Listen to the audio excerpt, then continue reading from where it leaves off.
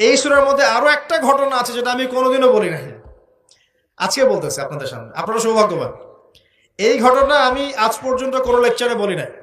সূরা কাহাফে আরো একটা বিষয় আছে যেটা আপনাকে চেনাবে যে দাজ্জালের সভ্যতাগুলো কেমন হবে। একটু মনোযোগ দেন প্লিজ। এই সূরার মধ্যে চারটা ঘটনা আছে। কয়টা?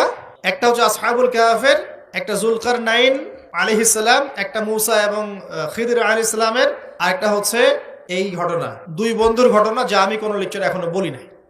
এই ঘটনাটা সূরা কাহাফের 32 নম্বর আয়াত থেকে শুরু করে 46, 47, 48 এরকম পর্যন্ত বড় একটা ঘটনা আছে। আমি খুব শর্ট করে বলছি।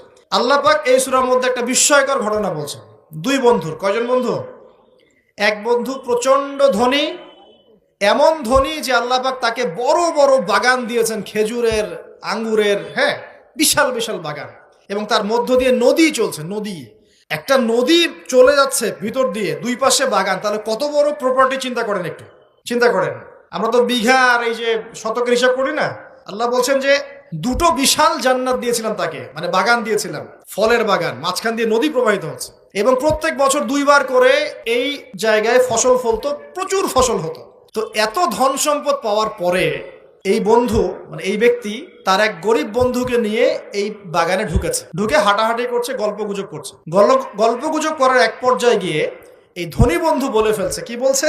সে বলছে যে আনা আকসারু মিনকা মালান ওয়া আ'আসু নাফারা। হে আমার দোস্ত, শোনো, আমি তোমার চাইতে মালে এবং সম্পদে অনেক